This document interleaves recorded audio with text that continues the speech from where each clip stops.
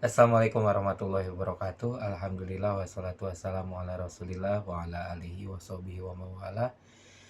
Alhamdulillah baraya-baraya di mana wae ayana dina kasempatan ieu sim kuring tiasa neraskeun deui pangaosan urang dina ngajelaskeun tentang fadilah tina ngahafal Al-Qur'an. Fadilah tina maos Al-Qur'an. Tah dina episode ieu sim kuring bari ngabahas tentang manfaat ngulang deh saresna tina episode satahasyana manfaat tina ngahafal Al-Qur'an, tantangan nu biasana dihadapi ku para penghafal Al-Qur'an, oge peran lembaga jeung orang tua kangge ngahafal Al-Qur'an teh naon wae kinten-kintenna. Tah urang bahas coba dina episode ieu. Ayo urang lajengkeun deui. Jadi kamari parantos ngabahas tentang fadilah tina manfaat khususnya tina dalil-dalil gitu nya, tina berbagai macam dalil orang bahas. Ayeuna orang bahas tentang sababaraha manfaat-manfaat tina ngahafal Al-Qur'an secara ilmiah gitu tah, secara beberapa penemuan-penemuan tina penelitian-penelitian. Punten ieu saya sedikit background bahas lainnya. Nu kahiji nyaeta perkawis manfaatna kana kemampuan kognitif oge intelektual. Jadi terbukti dina sababaraha penelitian, contohna dina penelitian nu ditulis ku Fairuzillah oge Listiana di tahun 2021 anu ngabejakeun ngawartakeun ngabuktikeun yen ari ngahafal Al-Qur'an teh eta tiasa ningkatkeun kana kemampuan hafalan seseorang anak, kemampuan memori. Jadi kan orang teh sok pinter ngarannya ninggal para ulama para ustad gitu kemampuan memori nanti meni kapasitas memorinya tuh luar biasa gitu, kuat biasa ngapal ratusan hadis ribuan ayat gitu. Tah kumaha cara ngalatina salah sajinya eta urang ngajarkeun anak muda teh para remaja-remaja oge urang oge tiasa supaya nambah hafalan urang dina Al-Qur'an. Terus terbukti oge tiasa menstimulasi critical thinking na gitu nya, oge mengimprove kemampuan pembelajaran anak. Jadi terbukti ternyata santri-santri pelajar-pelajar anu ngahafal Al-Qur'an teh memang unggul dina kemampuan memorina jangka panjangna, dina kemampuan berpikirna secara kritis, oge pencapaian dina pembelajaran anak.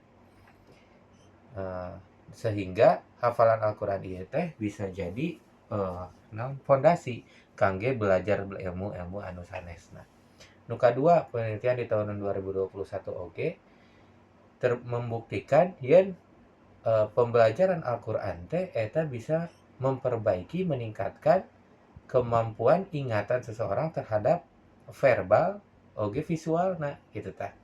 Jadi lamun belajar secara verbal, pembelajaran secara visual eta tuh tiasa ditingkatkeun dengan cara menghafal Al-Qur'an.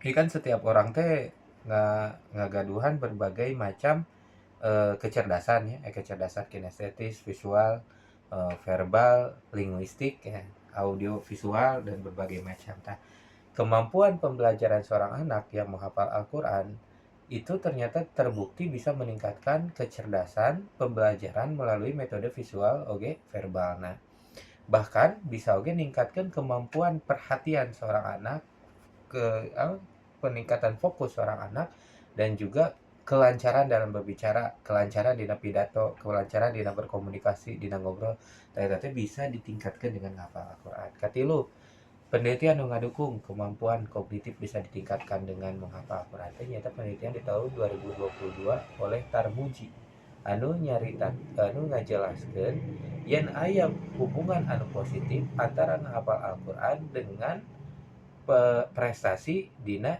akademik gitu. Sehingga murid-murid anu ngahafal Al-Qur'an eta lebih memiliki kecenderungan untuk memiliki prestasi akademis yang lebih baik gitu ta.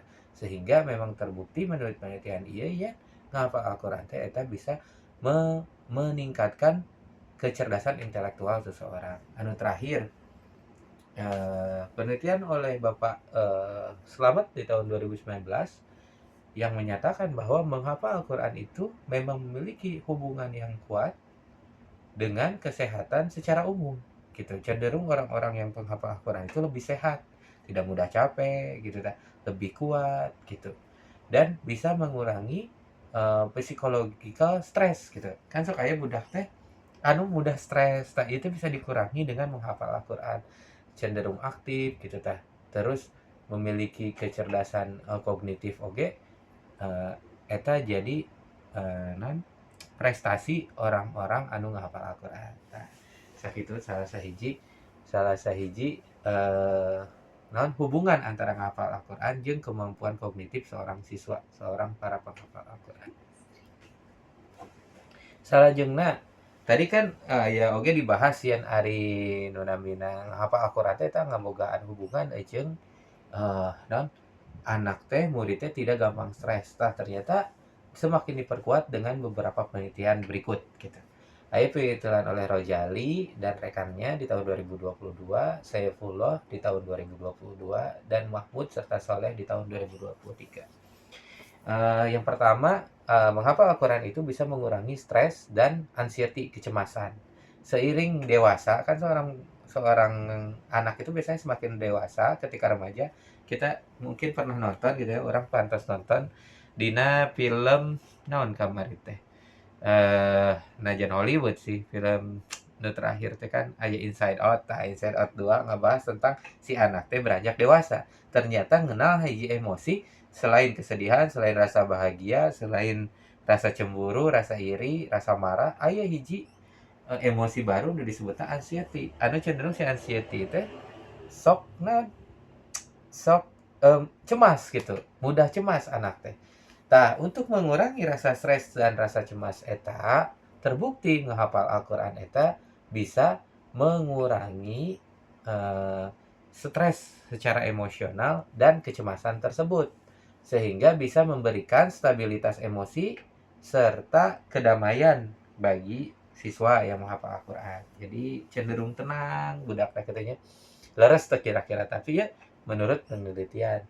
Terus bisa ditinggal oge menurut peneliti di dia yen orang-orang anu memiliki kebiasaan menghafal Al-Qur'an, membaca Al-Qur'an, ngadangukeun Al-Qur'an, eta memiliki emosi yang lebih bahagia gitu, yang lebih seimbang.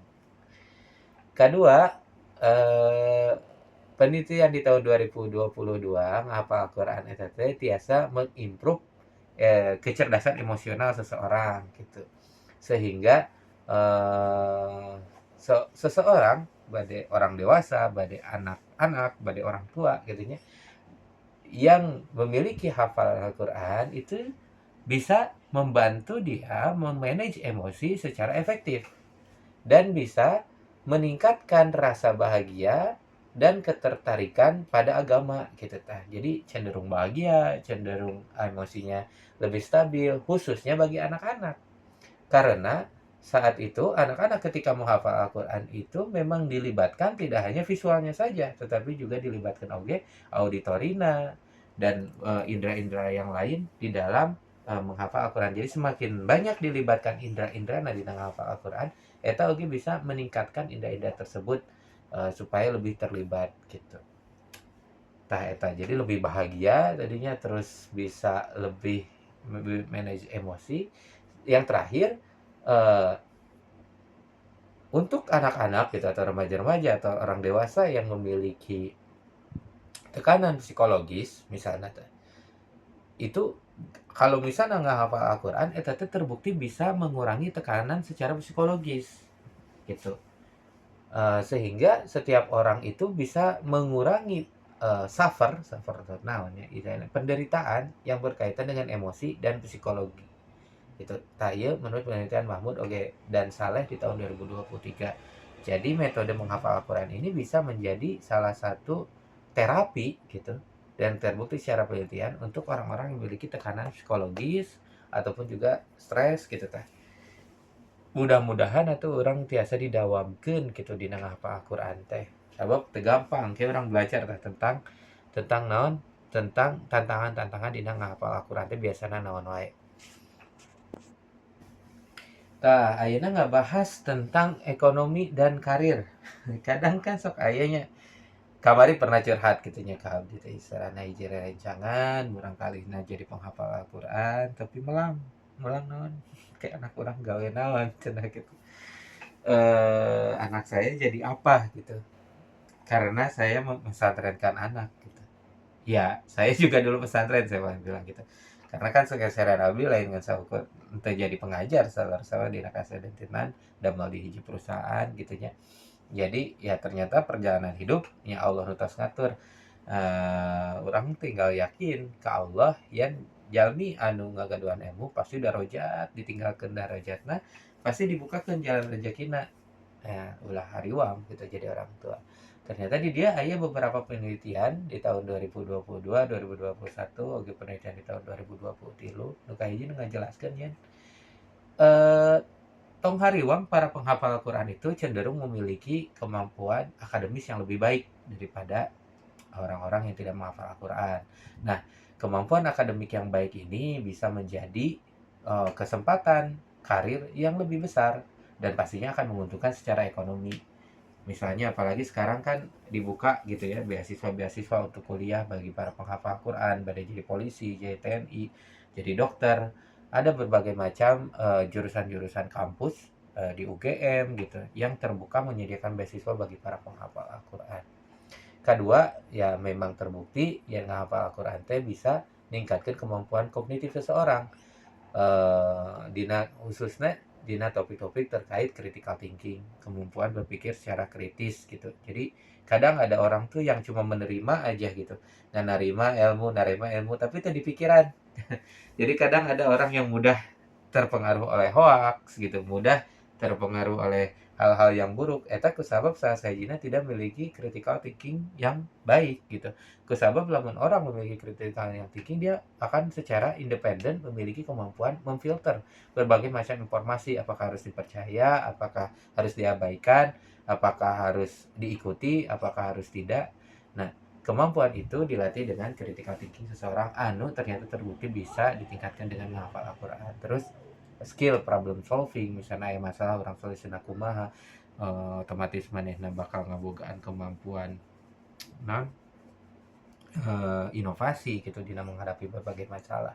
Tah, yang pasti kemampuan-kemampuan eta selain kemampuan akademik tapi juga kemampuan kognitif eta lamun disadupadankeun bisa menjadi hiji eh, keuntungan untuk menempuh berbagai macam profesi gitu. Sabab babi oge kadang teu nyambung yang jurusan teh misalnya orang berprestasi di hiji jurusan tapi ternyata aya pekerjaan lain anu eh, anu lebih membutuhkan kemampuan kognitif kita gitu. Nah, jadi tong hariwang Pak sabab ya Al-Qur'an teh mun dihafal itu bisa masihan sasaji barokahna kangge para penghafal Al-Qur'an nyata kemampuan kognitif yang lebih baik. Nah, terakhir nyata social and control capital. Ya, udah Indonesia ini negara yang mayoritas umat muslim. Moal hese ibaratna para penghafal Quran kangge ngangengengkeun kesempatan untuk berkembang. Saya rasa sim kuring ngagaduhan saya dari pengalaman gitu ya tiba-tiba kamari nu ngajapri. So kuring teh kantas kadambel hiji di Google Map teh masjid gitu. Terus saya ngajapri ke sim kuring teh di salah satu wilayah di Sumatera. Leres pengurus masjid ini betul kata saya teh. Terus anjeunna teh ngirimkeun CV abdi teh nuju neangan pada melan ieu naon teh eh abdi gaduhan tanggung jawab kangge orang tua kita tos hafal 15 juz intina mah hoyong ngalamar supaya jadi imam di masjid eta tapi nya kaleresan tos aya imamna kaduanya mudah-mudahan henteu ti simkuring oge pasti seueur aya tempat-tempat ibadah nu sanes nu ngabutuhkeun para penghafal Al-Qur'an eta gitu. Jadi bisa jadi imam masjid, bisa jadi pengurus atau organisasi, terus berbagai macam eh, profesi-profesi yang dibutuhkan di masyarakat ataupun posisi-posisi yang dibutuhkan di masyarakat itu terkait dengan kebutuhan beragama. Jadi pasti eh aya insya Allah peluangnya meskipun simkuringnya yang harapan problema sih gitunya mungkin memang jadi suatu naon ya ibaratnya perlu ada khusus gitu misalnya dina job street teh kadang lemahna job street teh lebih terfokus karena lowongan-lowongan anu sifatna profesinya mungkin sebenarnya di internet ge seueur si guru agama gitu dan sebagainya. Mungkin kuring urang sarankeun ya kan lewat LinkedIn gitu nya atau Jobstreet biasanya sok seueur tuh nu ngabutuhkeun guru agama, guru kami di sekolah gitu, guru pesantren. Oke, manfaat selanjutnya kami dijelaskan yang Al-Quran teh selain tiasa ngembangkeun dina segi kognitif, emosi, oge tadi karir jeung perkembangan perbaikan ekonomi, oge tiasa ngembangkeun dina masalah akhlak. Nah, tah aya beberapa penelitian di tahun 2023 oge 2022 nu ngajelaskeun yen ternyata orang-orang yang memiliki hafalan Al-Quran eta cenderung memiliki pengembangan karakter atau akhlak yang lebih baik gitu nya. Sehingga dia bisa memiliki etika yang lebih baik gitu nya. Dan pemahamannya terhadap Al-Quran itu bisa jadi petunjuk setiap individu untuk mencegah dirinya dari kemaksiatan. Idealnya seperti itu, meskipun kadang masih ada sebenarnya lebih sedikit laporan yang saya terima sih daripada laporan yang baik gitu. Jadi kadang penghafal Al-Quran kok kieu, katanya Ustadz Al-Quran tapi kok bisa dibodohi sama gurunya, misalnya ada beberapa kasus. Kasus seperti itu secara statistik meskipun kita akui itu sangat menodai gitu ya, agama gitu ya, menodai juga eh, kepercayaan orang gitu dalam misalnya mendidik anak menjadi penghafal Al-Quran. Tapi secara statistik bisa kita buktikan bahwa eh, potensi itu masih ada gitu dan harus menjadi perhatian segala pihak, para ustadz, para pengurus, para santri, para orang tua, pemerintah, semua pihak harus bersama-sama mengawasi bahwa celah untuk perbuatan buruk, misalnya perbuatan asusila di pesantren, atau misalnya penghafal Al-Quran tapi kok terjebak pada pergaulan yang tidak baik, itu ada. Tapi bukan berarti pasti akan menjadi itu gitu. Resiko itu tidak hanya di pesantren, kok di sekolah juga ada gitu ya. Bahkan orang yang tidak sekolah ada, di sekolah internasional juga kita pernah menemukan kasus yang sama. Bukan berarti itu mendeskripsikan kita sehingga satu temuan itu membuat penilaian kita buruk secara keseluruhan gitu. Hal tersebut harus menjadi fokus untuk perbaikan. Tetapi beberapa penelitian kita tidak bisa mengabaikan bahwa beberapa penelitian menunjukkan bahwa seorang anak itu memiliki etika yang lebih baik gitu dengan menghafal Al-Quran. Jadi saya harap beberapa berita-berita tersebut bisa kita saring, bisa kita klarifikasi dan bisa menjadi suatu action buat kita untuk tidak hanya memasrahkan tetapi juga bersama-sama mengawasi gitu. Penelitian selanjutnya menjelaskan yang menghafal Al-Quran itu bisa meningkatkan kedisiplinan seseorang, kejujuran seseorang, dan kehidupan yang lebih etis gitu.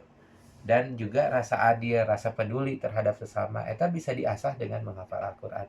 Dan menghafal Al-Quran ini bisa menguatkan seseorang menjadi pribadi yang cinta damai, harmoni dengan sesama, inklusi gitu, menerima perbedaan di masyarakat gitu, dan mempromosikan perdamaian. Itu bukan seharusnya sih, memang terbukti oleh beberapa penelitian bahwa faktanya adalah seperti itu. Secara ilmiah sudah dibuktikan bahwa menghafal Al-Quran memiliki beberapa keuntungan yang disebutkan tadi. Jadi saya harap beberapa permasalahan yang muncul itu tidak mengurangi rasa ragu kita terhadap mukjizat dari Al-Quran, manfaat dari Al-Quran gitu. Tetapi berbagai macam manfaat ini tidak lantas membuat kita ya udahlah, udah kita pesantrenin ya udah kita pasrah, kita nggak mengawasi, kita nggak memfollow up, kita tidak monitoring misalnya sebagai orang tua, kita sebagai santri juga misalnya hanya pasrah, tidak mempelajari bidang akademi yang lain misalnya, itu jelas harus diperbaiki. Hampura ada nyampur-nyampur, saya leres nama, koyong nama, fokus bahasa Sunda baik. Tapi ya kita cobalah menyeimbangkan. Pembahasan salajengna nyata tentang tantangan-tantangan. Jadi memang para penghafal Al-Quran ieu eta sering menghadapi rupa-rupa tantangan dina praktekna. Kahiji hese ngahafal. kunaon cenah. Buktina memang seueur para penghafal Al-Qur'an teh hese ngahafal ayat-ayat Al-Qur'an. Aya sababaraha sarana, misalna metode pembagian gitunya. Jadi ayat nu panjang teh dipecah-pecah, hafalkeun lasaparapatna, hafalkeun satengahna, hafalkeun tilu parapatna, karak dihijikeun deui ka akhir. Jadi dibagi-bagi saayat teh supaya eta ayat teh gampang. Kaduana misalnya dengan pengulangan. Jadi diulang-ulang dugi ka hafal. Teh sahiji metodena. Kadua kadang sok geuleuh teh kurangna waktu, aduh simkuring mah sibuk, simkuring mah damel, simkuring mah boga lain santri misalna, atawa jadi santri oge masih aya tugas-tugas nu sanes. Tah wayahna untuk bisa mengatasi masalah tersebut teh urang kudu bisa ngabogaan jalur nu teratur, misalna unggal subuh ngahafal Quran wengi, misalna sore misalna, sehingga bisa ngamanfaatkeun waktu-waktu nu aya. Terus lamun aya waktu luang oge langsung gunakeun we kangge ngahafal Quran, tong jadi alesan gitu. Eueuh waktu moal bisa moal pasti insyaallah lamun urang ngaikhtiaran misalna tadi kagaduhan jadwal anu teratur atau aya waktu luang urang gunakeun eta bisa jadi eh, kesempatan orang keur mengatasi tantangan eta. Rasulullah Shallallahu alaihi wasallam kantos ngadauh sing saha jelema anu maca Al-Qur'an mempelajari oge ngamalkeun maka bakal dipakaikan kepadanya sebuah mahkota yang terbuat dari nur, dari cahaya. Hadis ieu mudah-mudahan bisa jadi motivasi orang. Jadi saya sahijina namun menghadapi tantangan-tantangan eta saya dina ngahafal, saya pun waktu misalnya sih inget di niat orang, sih inget di fadilah nanti ngahafal Al-Quran ieu. Misalnya tadi kahiji saur Kanjeng Nabi anu ngabejakeun lagi ka urang, menyabdakeun oge ka urang, yen jalmi anu maca Al-Quran, mempelajari Al-Quran, terus ngamalkeun Al-Quran, eta teh bakal dipasihan mahkota anu diciptakeun teh tina cahaya. Tina cahaya, anu cahaya ieu teh jadi simbol, jadi sumber sumber naon eh, penciptaan para malaikat gitu ya. Nu mana eta cahaya teh sinarnya seperti sinar matahari, bahkan kedua orang tuanya pun akan dipakaikan sepasang pakaian yang tiada bandingannya di dunia ini. Orang tuanya akan berkata, bima kusina, kunaon kaula make dipasihan pakaian ieu? Fayuqol, maka para malaikat ngajawab bi akhdi waladi kumal Quran. Kusabab anak maneh teh berpegang dengan Al-Qur'an. Anjing Nabi oke kantos ngadauh alladzi yaqra'ul Qur'an wa huwa mahirun bihi ma'as safaratil kiramil baroroh. Orang yang membaca Al-Qur'an jeung mahir dina macana, maka angke bakal bersama para malaikat yang mulia lagi taat kepada Allah. Oke surah Al-Qamar, walaqad yasarnal Qur'an lizikri fahal min mudzakir. Orang sing yakin yang Al-Qur'an itu dimudahkan ke Gusti Allah teh untuk orang hafal, untuk orang paham, untuk orang amalkeun, untuk orang pahami gitunya ya Al-Quran teh. Kadang aya tantangan teh rasa bosen gitunya, rasa kurang motivasi. Jadi tongan saukur terus ngahafal ngahafal ngahafal divariasikeun, aya saatna ngahafal, kadang misalnya ngahafalna teh dengan suara pelan, kadang ngahafalna dengan suara kecil atau dengan suara kencang gitu ya, atau misalnya menggunakan aplikasi atau milih tempat nu berbeda-beda gitu kalau ngahafal. Terus tetapkan target yang bisa menghadiahi diri, misalnya oh lamun hafal sajus misalnya 5 halaman bari masih hadiah naon tah gitu. Jadi eta bisa jadi mengatasi rasa bosan yang kurang motivasi. Jeung kadang ngahafal Quran teh aya gangguan tina lingkungan, misalnya aya lingkungan teh anu kurang kondusif gitu nya sehingga hese konsentrasi, takut sabab eta sing boga ngabogaan hiji tempat anu tenang. Jadi terus sing sok pakai alat bantu misalnya pakai headphone jangan nama supaya minimalisir gangguan. uh, untuk mengatasi tantangan-tantangan eta orang kudu ingat karena ayat-ayat Al-Qur'an anu ngajelaskeun tentang keutamaan Al-Qur'an teh. Misalnya saat Al-Muzammil ayat genep inna nasyiatal laila hiya asyaddu uh, anu hartosna, sesungguhnya bangun di waktu malam adalah lebih tepat untuk khusyuk dan bacaan di waktu itu lebih berkesan. Kami sana maca Al-Qur'an di tengah wengi gitunya, di sepertiga malam, waladzina jahadu fina lanahdiyannahum subulana. Sing ingat lamun orang mengatasi berbagai macam tantangan-tantangan dia berarti orang teh keur jihad fisabilillah. Ingat lain yang saukur perang jihad tuh bersungguh-sungguh di nama mempelajari agama. Eta teh sasaeji jihad oge, tah lamun jalmi santri bisa berjihad dina agama Allah, lanahdiyannahum subulana, maka ku Allah teh bakal ditunjukkeun jalanna. Wa innallaha lama'al muhsinin, nyatanya nyana Allah eta bersama orang-orang yang berbuat baik. Wallahu a'lam. Terus kadang tantangan teh leungit deui hafalanna teh. Kadang dihafalkeun juz 28, juz 30 mulai abu-abu deui. Kumaha cenah? Nya tiada cara lain untuk mengatasi tantangan dia selain terus mengulang. Jeung bergabung jeung kelompok para penghafal Al-Qur'an. Ulah lepas tina komunitasna kitu tah, ulah lepas tina circle-na jeung halaqona. Emang ada beberapa hadis anu ngajelaskeun dosa lamun hilap deui kana hafalan. Beberapa hadis, tapi menurut para ulama lamun ngabahas ieu bisa hiji bab sendiri. Jadi dosa di dinya lamun lupa di masukna lain dosa nu gede, tapi bisa jadi dosa gede lamun misalnya orang emang leungit hafalan teh kusabab urangna geus eueuh rasa ta'lim di Al-Qur'an gitu. Bahkan kamari tadi maca misalnya Imam Maliki teh lamun bade ngajarkeun hadis wae, Imam Maliki mah wudu heula, make wawangian heula, make baju nu pang alusna. Mun ditaros teh kunaon wahai Imam? Make ku ginding-ginding teuing kitu nya rek ngajarkeun hadis teh. Kaula mah rek ngamulyakeun kana hadis kana hadis Kanjeng Nabi kitu tah. Jadi naon teh? Urang teh kudu bisa kitu teh, kudu bisa ngamulyakeun kana Al-Qur'an teh.